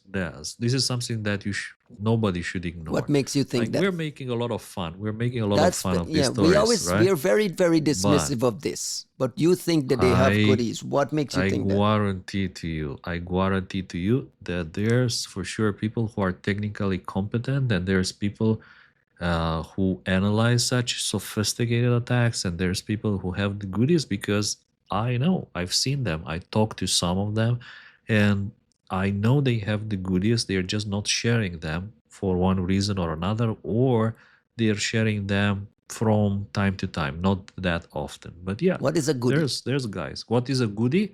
I would say goodie is the malware that hasn't been written about before, that is highly sophisticated, and for which they have samples. And not only that, but they captured the malware and maybe the whole set, and maybe even they repurpose some of the exploits Right. in their own attacks. And if you ask me, that's the goodie, and I know they have the goodies. And Yeah, yeah. why I aren't mean, they? we know that for a fact, right? Like having seen this happen with BEM store and like getting like different versions. What was it, like the double pulsar stuff? Where like there are situations where clearly they have caught U.S. stuff and they have not told anyone about it, and they have Mhm. repurposed exploits and stuff. So clearly there is talent over there. And I mean, it'd be fucking stupid to like. It would be naive Yeah. to a point of ridiculousness to look at a country that has probably more reverse engineers than we have IT workers like in infosec, and to claim that they don't have the capabilities to discover this stuff like when we have, right? And Like, why aren't their reports better? Why aren't their well, why would exposés they need better? to so I that's one aspect in which I wonder whether the Chinese, as a culture, are being smarter about not throwing their pearls before swine, right? Like, why would you find something ultra advanced, know where your adversary is, know what they're using against you, repurpose what they're using, and let everybody know, or let your adversary know, right? Like, that's never been the smartest move necessarily. It just looks fucking dumb when they're trying to substantiate some of their broader arguments around things, without telling, without actually showing their work. But this maybe not be a good example of what they've got, but to claim that they don't have anything is just Oh, of stupid. course. We're running out of time, and I want to touch on two small things. One is the notion of deterrence in cybersecurity and whether it's even practical and expected, whether it's something we can expect. And I bring this up because Politico has some reporting on from Representative Michael Waltz. And I don't know, Juan, help me understand what's the signaling here. But it is that, listen, we've been bombarded with these offensive actors, ransomware actors, state actors, nation state actors, just bombarding our systems, Salt Typhoon, ransomware attacks everywhere. And we need to be a lot stronger. Or we need to start going on offense and start imposing higher costs and consequences to these folks. Like, what are we talking about? Are we talking about like physical war thing? Because if cyber deterrence is not possible, and we've tried it for years and years, Obama sat with Xi in California and said, hey, stop hacking us, and nothing has stopped. Tell me now, what's happening here? What's the signaling here? I don't know that there is particularly signaling. This to me just sounds like, old man found out about cyber, tries to solve cyber problem with normal means, right? Like it's American bluster. It's like, There's a little bit of a conversation, though, that's starting to bubble up around, like, let's be a lot more serious about these ransomware assholes that are breaking into our hospitals. Like, we got to sure. go beyond sanctions and do something more. What is that something more? I think that's precisely the discussion that needs to be had. And I don't think that a representative, like a congressman, suddenly deciding that this is important and we need to get tough on X, right? Like we need to get tough on crime, we need to get tough on cyber. Okay, sure, we do. Cool. Anyway, sir, what would you like us to do? Do you want us to like Exploding beepers? you want us to rendition some people out of Russia? Do you want us to like shoot missiles into wherever like what exactly do you mean? Because the problem here isn't that people haven't wanted to get serious, it's that there are no simple, easy options for it. I'm sure that there's ways in which we could incrementally improve our ability to do X, Y, and Z. We could probably cut a lot of red tape that the FBI has to deal with when it comes to like trying to pick people up in friendly other countries. Like there's ways you could actually, I don't know, try actually paying rewards for justice instead of telling people they're going to get money and then not giving them anything. Oh, that's a thing? I mean, I don't know of anybody who's ever gotten a fucking dime from rewards for justice. So, if you want to incentivize people to do something, maybe incentivize them the way you claim to be incentivizing them. But this sounds like this is like Elon Musk thinking he can fix Twitter by just being a genius, right? Like this is some congressman who's like, I'm gonna. If we just get tough on this situation, then we're gonna improve it. You go, yeah, if you want to rewrite what US foreign policy looks like and what's acceptable to do in other sovereign nations, yeah, absolutely. We could you want to go Is drop a that a fucking conversation we need to have, though? Is now the time for that conversation based on where we are? I don't know that there's an easy button around this, and I don't know that we're going to like the people we need to be if we want to solve, quote unquote, solve things this way, right? Like, okay, I happen to know that there's 5 ransomware operators sitting in a flat in Moscow. It's Moscow, right? I'm not going to ask the Russians to solve this problem for me. So that's out the door. That means all legal recourse is out the door. If I let them know, even in like a gov collaborative sense, they might actually help these people instead of helping us out. So, okay, those are all out. You're not going to militarily incur into Russia, right? That's a war. So that's not an option. What do you have left? Like semi-clandestine or covert options? Like we can I don't know, man. Like you think the CIA can go in and like kill some ransomware operators in Russia? Maybe, right? Like you are burning a lot of assets for that. You're probably burning a lot of operational capabilities. Is it worth it for the sake of putting a bullet in the heads of a few Clop or Revil operators? Maybe. Maybe it sends the right message, maybe, but it is not simple, it's not easy, it's not cheap, and it's not without an opportunity cost, which goes, you used to have the capability to assassinate 5 people in Moscow. You burned it in order to kill some ransomware operators. You better hope you don't need it for something else. So that's where I think you get this sort of bizarre, like, powerful white man syndrome, where it's like the only thing that was missing from solving this problem was a powerful white man with the will to come in and say that they were going to do it. And like, I don't But the think that that's how any of alternative this shit works. The alternative is that our hospitals can't do surgeries because these assholes have encrypted everything in a hospital. I mean, at some point, this becomes critical infrastructure. At some point, this becomes a war. Isn't this an act of war? I mean, like, this is the conversation that's starting to bubble up. Shout out to our friend Andrew Thompson for constantly talking about why attribution matters and why you impose Yeah. cost and at least starting the conversation. If we're saying we have a ransomware epidemic and they're in critical infrastructure and they're doing as they please, like, what are we supposed to do? Sit back and say we can't do anything? I'm not saying sit back. I'm saying it's not simple. And it's not simple. When I say it's not simple, I'm not saying that it's a difficult problem to think through. I'm saying that you don't have a lot of options. You don't have any options that come without complex corollaries. And those complex corollaries involve trade-offs that you're not going to be comfortable with, right? Like, if all these ransomware operators were sitting in Canada and like all that's missing is that we need to file some paperwork, and a congressman stands up and goes, "What the fuck, people? Like, why haven't you filled out this paperwork? They're right there." You go, "Okay, sir, you're correct. Like, there's an easy answer here, and somebody has been too uninterested or too lazy or whatever to take care of it."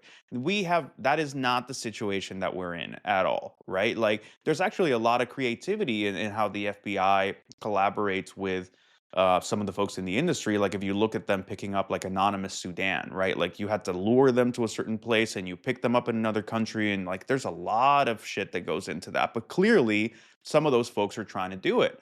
The problem that we have left is there are people living in these essentially safe harbor states doing crimes.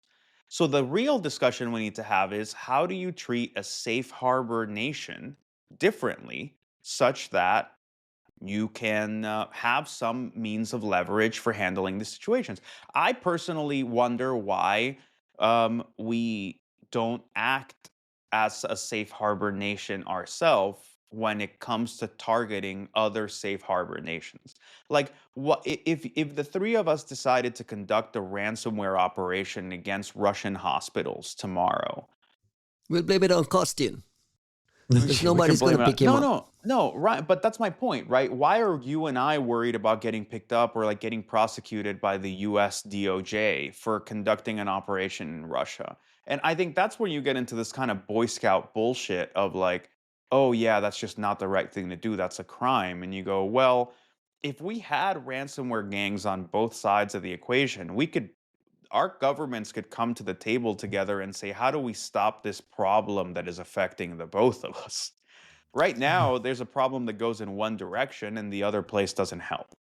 And that's where, our problems need basically game theoretical solutions. They don't need somebody to get tough on anything. Costin, do you have a thought on using bombs to deter cyber?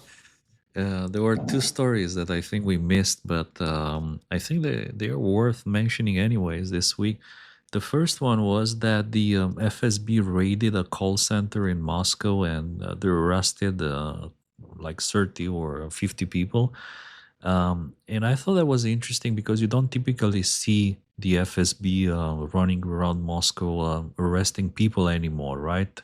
Sometimes maybe they arrest one guy, or it's definitely not on the same level that it used to be 5 or 10 years ago.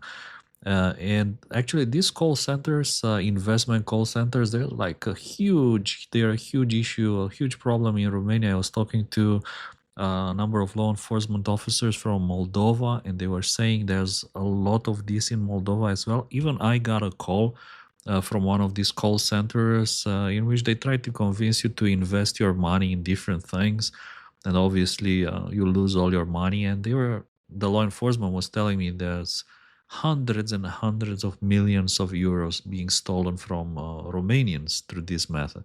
So I thought it was interesting. The people got arrested in Moscow.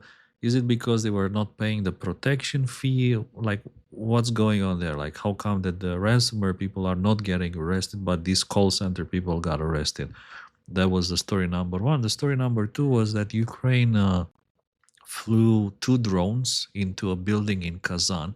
And I saw the videos where both drones actually hit the very same window in this skyscraper. So they're like not just hitting the skyscraper to take it down or something, but they're hitting the same spot. And I was wondering, is there like a cyber angle here? Was it maybe they were doing some development there, software, cyber attacks, whatever in that building? Because it looks like the kind of modern office building that these rich people would actually rent for their ransomware or pen testing crews and so on. And it was like, by the way, there was no explanation, no attribution, no nothing for those two drones attacks. So I was wondering, is the Ukraine doing this, like you call it, Boy Scout thingy, and they're just taking care of the problem? They're bombing the offices just to send the message that the next time they're not going to do this at 5 a.m. or 6 a.m. They're going to do it when the people launching the Right. ransomware attacks on your hospitals will be in the office. And they probably won't see the drone coming, or they won't have enough time to run away. So I thought, That's yeah, a these two suggestion stories that were this stuff is interesting. already happening, Could be. Juanito. Is that it could also be happening? Is it possible? Yeah, it absolutely is possible, and I don't see a problem with it like happening or an inability for it to happen. But keep in mind who we said is doing this: the Ukrainians, right? Right. Like, there's nothing They're at war keeping. already. Mhm. Yeah, there's nothing keeping people from doing things like this. I think the question is who is willing to enable to, and the U.S. is the last is probably going to be the last person to do anything about this, not And the because last it's we not heard a possibility. And the last we heard from the US in some sort of capacity was Rob Joyce on Twitter basically saying, listen, this hackback thing causes a lot of complications with diplomacy and with allies when things go haywire, and we can't have it be a free for all. And I think that's a fair stance as well. I don't think that's a fair stance. I don't really give a shit. So it Like should be a what free like for all? I think when dealing with lawlessness like that and sort of enabled lawlessness, you do need to figure out, like, there is a certain amount of like being scrappy and able and willing and capable to find a solution. And those are the moments when we see the ineffectiveness of the Western order, where you are so enamored with a view of yourself as a law following whatever, that you just kind There's of a let. reason for that, though. I feel like you so willingly throw out like norms. I'm disillusioned with norm setting, particularly when it's way too proactive. Like, what is the value of having norms around cyber that are only followed by one half of the global order? Like, what is the point of a norm at that point, right? Like, we develop norms around nuclear weapons and bioweapons and stuff like that because they were being used and they became horrific, and you thought that this was unacceptable, we need to curb their usage. But we never saw that with cyber. We haven't seen what the extreme cases are, what the what it is that's so dark about the whole thing, such that you then set norms. And with cyber, I'm not even sure that it's appropriate. Like, like when you talk about bioweapons, like, it's the creation of something that is truly horrific, that has no incremental use case that is valid. Um, it has no nuance to it. And you say, look, this thing is just awful, and we need to make sure that it's not something that's used that way. Which is why I think all the corollaries between cyber and nuclear, like, just they don't make that much sense. Like, the physics are not the same, the scenarios are not the same, and then the norm setting is like, it's almost like a cottage industry of think tank assholes who are just so excited to set policies down. You Ooh, go, I love that quote. I'm just, like, what the fuck is the point? Why are you here? We didn't need your manual just yet. Like, we needed to figure out how this stuff actually works in the real world. Before we run out of time, I want us to touch very quickly on the 60 Minutes piece over the weekend on the Mossad pager attack. Not the Mossad pager Cool. story. Are you Um, suggesting something? Yeah. Like Yeah. the Gold Apollo ransomware edition pager? Gold Apollo. Costin, what's the Gold Apollo connection? What's you Special got a editions. chance? You got a chance to see the reporting from CBS 60 Minutes with participation from the Mossad. I have two questions. Like, what's the purpose of Yes. planting the story and going into this kind of detail from the folks? What's the motivation there? And what did we learn? Did we learn anything new from our last conversation around the exploding beepers? And should we be sending exploding beepers to ransomware guys in Moscow somewhere? That'd be That's dope. the rhetorical question. Probably All of we're it. gonna end with that one.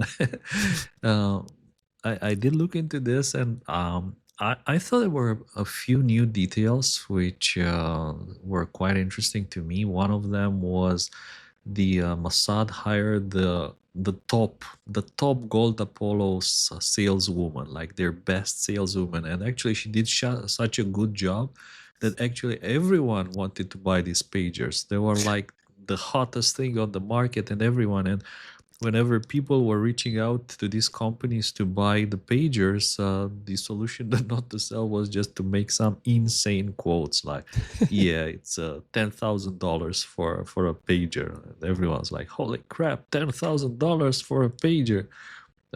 Yeah, except for the ransomware guys who are like, "Send 10." Yeah, It also uh, must be like brilliant marketing as well because they it created was. fake YouTube ads, they That created was the like products second. things. Yeah, it was like Yeah, yeah. the second thing there, besides hiring the top saleswoman from Gold Apollo from the Taiwanese company, was they actually build a real looking, legitimate looking ads on YouTube for these pagers. And not only that, but the pagers themselves, they were good. Like they were good quality. Well, battery aside, which may explode under certain Batteries may explode on circumstances. contact. The rest I mean, of the same as pager was Samsung. top class, man. Was like weather sealed, like waterproof, not very bulky. So it was like the Lamborghini of pagers, We need to except it Yeah. bring had this like full a special circle. We battery. need the Mossad to start making Soho routers, right? That Excellent work. Well, quality. now, yeah, that was the other question. Like, why would they go public with the story now? And the guys, the two operatives there, they actually say that now it's fine to go public with the story. One, as a warning to those guys, like beware. You don't know what is going to hit you next, and of course that they moved on from this story, and nobody's ever going to guess what they're working on at the moment. That's And true. my suspicion here is that obviously they were working on many different projects in parallel. It's not like, okay, this project is successful, let's do brainstorming what's going to be the next big thing for us. No, they've done that probably like a decade ago or 2 decades, and there are several projects running in parallel, like the exploding pens, the exploding envelopes, the exploding harmonica, and so on and so on, right? I love And this. I love this for them, for Hezbollah and everybody else to just be staring at their coffee so machines the wrong just be way. nice, be nice. Be Like, nice.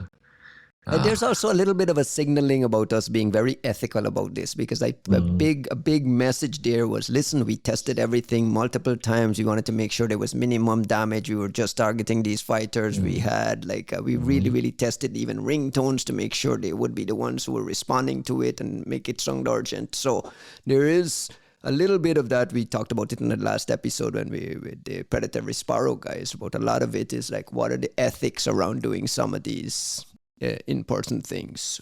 Juanito, any thoughts on this exploding beeper story? I mean, I don't doubt the amount of testing, and frankly, that's why I was actually pretty disappointed with the amount of bitching online about like, oh, you never know what could, who you could have hit with these. It's like, guys, like I'm amazed the ConOp went through and that they went through with it.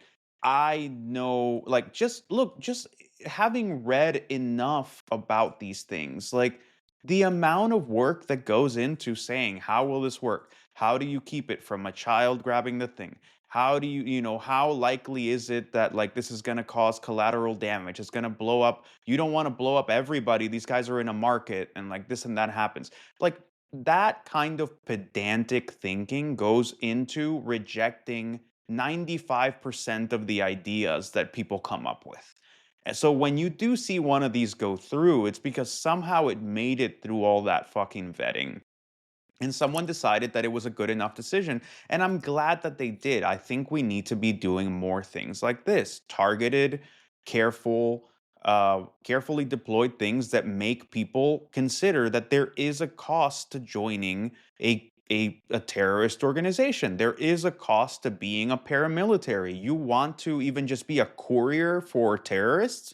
Well, you might lose your eyes and your fucking hands. So, just keep that shit in mind. Like, that is what they're supposed to be doing. Have we crossed the line that we should start expecting blowback or no? I think what we see is a fucking ceasefire. So no, I don't think it's blowback. I think what you see is, look, there's a lot No, of meaning criticism. are we expecting to see exploding beepers in the West and exploding beepers in the United States because okay, this is fair game. No. Okay. I mean, Costin, you have I a don't closing thought? I was thinking like we see this story. Okay, we talked about the Ukrainian story. They were sending drones in this building in Kazan. Maybe it was cyber related. We don't know. But we know about a lot of offensive actions from the Ukraine special services against Russia, right? Targeting national bank, financial system, stock market, and so on. Then we see the Israelis essentially walking proof of our superiority all over around the Middle East. That's what they're saying. And I was wondering, like, what does that mean for the U.S.? Like, is there a role for U.S. in all of this, or is it all proxies, or I know the countries on the front lines doing all the innovation and all the offensive work, while the U.S. is more on like on the policy side of things? What's the role of U.S. in all this? Advisory services. advisory. Financing, like Ideally, financing the operation. just telling everyone why they can't do anything, because then we have to have uncomfortable conversations behind closed doors. We don't fact check, so have those conversations. It is 2 days before Christmas. Just before we hit the 2-hour mark, I'll let you guys send out your Christmas wishes and shout outs, starting with you, Costin. Any shout outs? Well, shout out to my very good friend, former colleague of mine, Dan. Of ours. Of ours, actually, yes. Congratulations on his newborn daughter. May she be healthy, as we say around here, and grow up to be as intelligent as her father and as beautiful and intelligent as her mother. Oh, So It's props for very that. sweet. It's very sweet. very sweet. Shout out to Mr. Dan. Yeah. Juanito? I don't know, man. Happy holidays to everybody. Everybody sort of enjoy your Christmas. Take a break. I'm hesitant to even say nothing's going on so you all can calm down. Like that tends to never really stand up to muster these days. But we can at least say that that things look calm right now. So skip a beat, get some rest, play some Can we video give a- games, hang out. Can we give Yeah. a shout out to your tattoo artist? Mm. Or Yeah, it's too early. absolutely. No. I mean, shout out to Maria Acevedo. She does amazing work, and she's been traveling over to wrap some of this stuff up. So, And why you are know, we for shouting out her? Yeah, well, show because us. it's What first what are you Lapscon hiding there? tattoo, right Wow. there. Is it the Look, pyramid? the bird on the neck. Yeah, man. Pyramid? This is our first. When you can see it right there. This is our LabsCon logo, first tat. I think Julia Necht is probably next. Look at that. But we got to codify some of the repping out here. I just spent the weekend in San Francisco hanging out with some of the guys. I just wanted to give a big shout out to Gabe. Thank you for buying me ice cream, and to Rob and the guys working on the. Rob Reagan actually is working on Nebula Fog, which is an AI security hackathon happening in San Francisco in January. Oh, that thing looks cool as fuck. Yeah. Shout out to those guys and best of luck. And I hope that's a successful event. It should be amazing. And with that, Merry Christmas and a Happy New Year, folks. We may be back for a New Year episode. We may not be. Don't fact check us. We'll wing it based on availability. Thank you, guys. Thanks, everyone. Thank you. Happy holidays.